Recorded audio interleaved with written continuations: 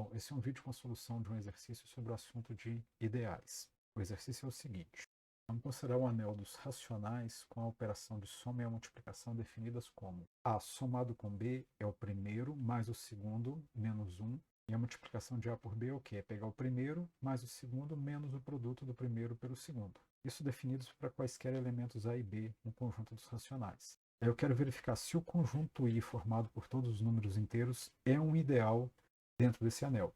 A gente já viu um exercício parecido com esse, no qual a gente prova que o conjunto dos racionais com uma operação semelhante a essa realmente satisfaz a definição de anel. Agora, o que vem a ser um ideal? Eu tenho um ideal, eu preciso primeiro de um anel, ou seja, um conjunto A no qual estão definidas uma operação de soma e uma multiplicação que satisfazem a definição de anel. Além disso, esse anel precisa ser comutativo, ou seja, essa operação de multiplicação que está definida nesse conjunto A precisa ser obrigatoriamente uma operação comutativa. Satisfazendo essas condições, o que vai ser um ideal? Ele é um subconjunto não vazio dentro de A, de modo que o quê? Toda vez que eu pego dois elementos x e y no conjunto I, se eu faço x somado com o oposto de y, o resultado ainda é um elemento desse conjunto I. Além disso, para todo alfa que eu pego no conjunto A e todo elemento do conjunto I, quando eu multiplico alfa por I, o resultado precisa continuar pertencendo ao conjunto I. Se o meu subconjunto não vazio satisfaz essas duas condições, a gente vai chamar ele de um ideal do anel A. Então, para verificar se esse conjunto dos inteiros é um ideal ou não, a primeira coisa que eu preciso saber é o quê? Esse anel aqui, ele é um anel comutativo? Sendo um anel comutativo, a gente pode testar as duas condições da definição de ideal. Primeiro, se a gente olha para essa operação de multiplicação, o que a gente tem? Eu faço A multiplicado por B, isso por definição é o primeiro, mais o segundo, menos o produto do primeiro pelo segundo. Agora, essa soma aqui é uma soma de números racionais e um produto de números racionais, que a gente sabe que é comutativo. Então, isso aqui é a mesma coisa que B somado com A, menos o produto de B por A, que por definição é a multiplicação do B pelo elemento A. Então, realmente, a operação de multiplicação que está definida nesse conjunto é, de fato, uma operação comutativa. Então, eu posso agora checar se esse conjunto I é um ideal ou não. Vamos primeiro escrever isso. Inicialmente, note o que? Para todos A e B que eu pego no conjunto dos racionais, o que a gente tem?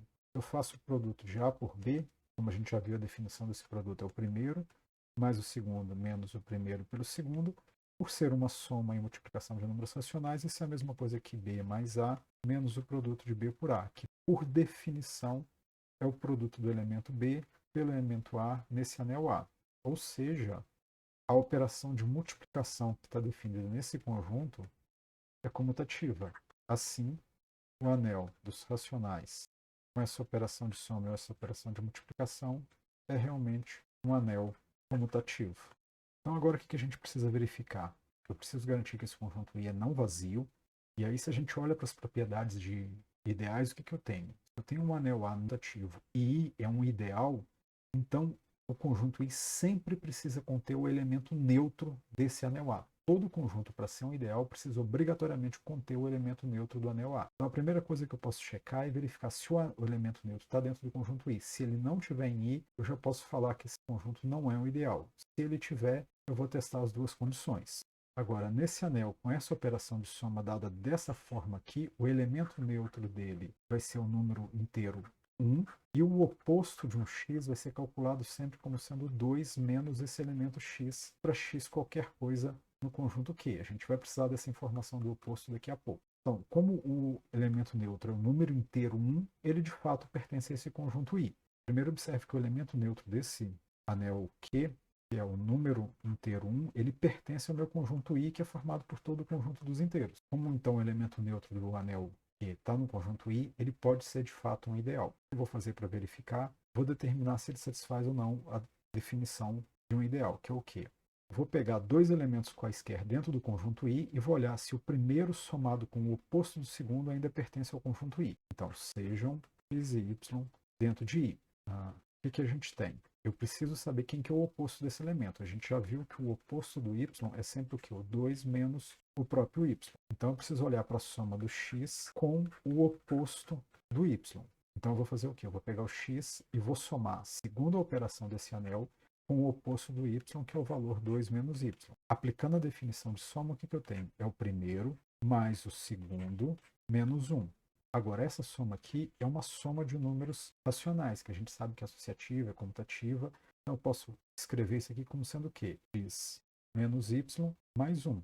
Então, como x e y têm um i e i é o conjunto dos inteiros, essa soma aqui sempre vai resultar no número inteiro. Então, o x somado com y realmente continua sendo um elemento dentro do conjunto i. Com isso, a primeira condição da definição de ideal está satisfeita. Agora eu vou ver o quê? Vou olhar para a segunda condição. O que eu vou fazer? Vou pegar um elemento qualquer no meu anel A e um elemento dentro do meu conjunto I que é candidato a ser ideal. Eu vou olhar para o produto desses dois elementos, do elemento alfa em A com um elemento dentro do conjunto I. Agora, seja alfa um elemento do meu anel A, que é o conjunto dos racionais, e x um elemento dentro do conjunto I. Que a gente tem. Preciso verificar se o produto de alfa por x continua dentro do conjunto I ou não. Mas esse produto, por definição, é o que? É o primeiro mais o segundo menos o produto do primeiro pelo segundo. Isso aqui pertence ao conjunto I, independente de quem seja o alfa e quem seja o x. Vamos analisar no lado direito dessa expressão. O que eu tenho? Esse alfa é um número racional, esse x é um número inteiro. Eu estou somando essas duas coisas e depois subtraindo com o produto entre esses dois. Dependendo de quem for o valor desse alfa e desse x, esse resultado todo aqui pode não ser um número inteiro. Como tem essa possibilidade, isso me indica que esse conjunto não vai ser um ideal. E para eu realmente garantir que ele não é ideal, o que eu preciso fazer? Eu preciso encontrar exemplos de valores para o alfa e para o x, o alfa sendo um elemento do meu anel A e o x um elemento dentro do meu conjunto I, de modo que quando eu multiplico os dois, o resultado não pertence ao conjunto I. Então, qual que é a conclusão? Portanto, I igual a Z não é um ideal que com essa soma e esse produto, por quê? Pois, por exemplo, tomando alfa igual a meio, x igual a zero, o que a gente tem? Eu faço alfa multiplicado por x. Isso vai ser, por definição, é o primeiro mais o segundo, menos o produto do primeiro pelo segundo. O alfa é igual a meio, então isso é meio mais zero, menos meio vezes zero, que resulta em meio, e não pertence ao meu conjunto I. Logo, isso prova que o I realmente não é um ideal. E aí isso conclui a solução desse exercício.